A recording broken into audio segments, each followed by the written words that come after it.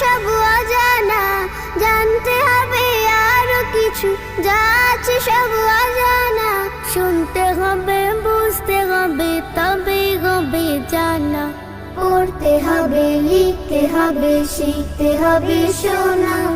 শুনতে হবে, বুঝতে হবে, তবেই হবে জানা। পড়তে হবে, লিখতে হবে, শিখতে হবে শোনা। শুনতে হবে, বুঝতে হবে, তবেই হবে জানা। ইকরা বিসমি রাব্বিকাল্লাযী খলাক। ইকরা ইকরা ইকরা ইকরা ইকরা ইকরা ইকরা ইকরা। প্রশ্ন করো,